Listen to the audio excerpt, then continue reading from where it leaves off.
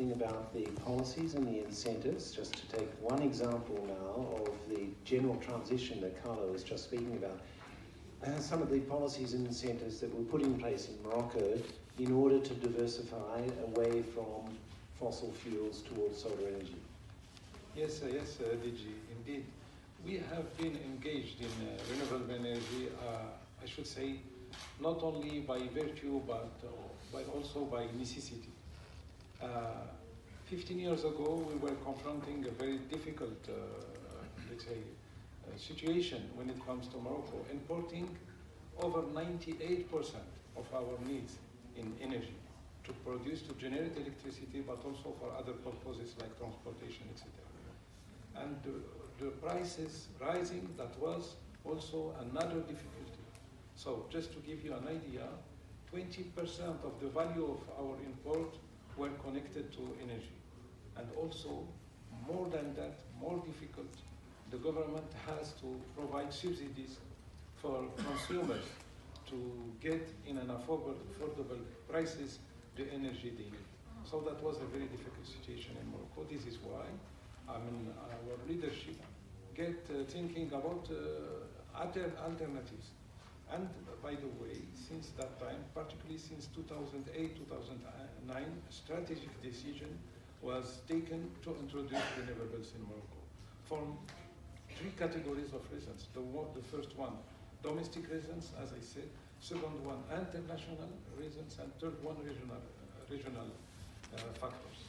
International reasons, when we studied the international market of energy, we saw that we have no choice to go towards the renewable energies. Why? We are currently 7.5 billion inhabitants worldwide. We will be 2 billion more in less than 30 years.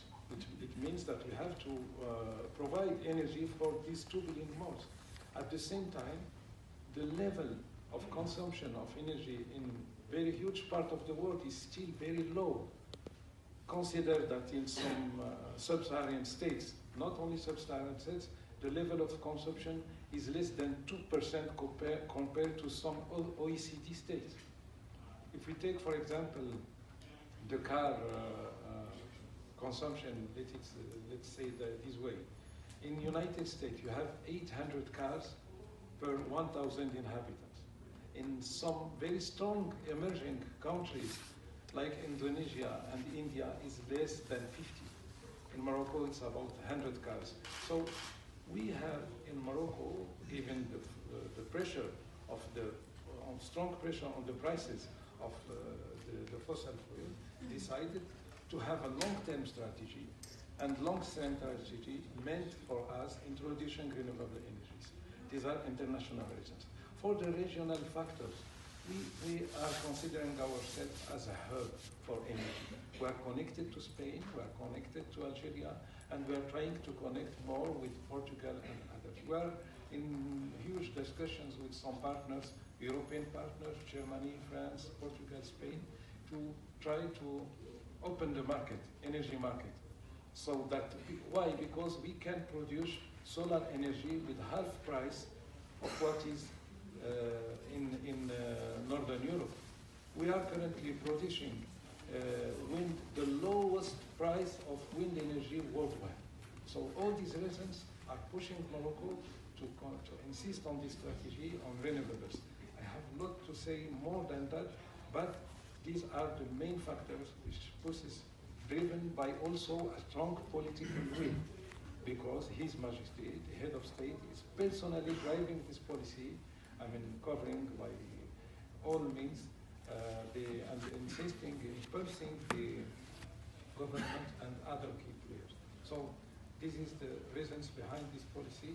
It was not simple, not easy, because we had to introduce a lot of on institutional and legal framework. We had to work strongly to create the infrastructure, which is now there, and we have difficulties, of course. It's not simple, particularly when it comes to storage, to the grids, etc. But we are working very hard, and the main reason believe me, when it comes, for example, to the strategic orientations taken by His Majesty personally, are also linked to the climate, change. Because if we have to stick to the orientation by the scientists, meaning that we should stop or even let the heating of the climate on 1.5 degrees or less, we have to decarbonize. And the scientists are saying to us, if you need to decarbonize, you have to move from fossil. Moving from fossil means strengthening the renewables.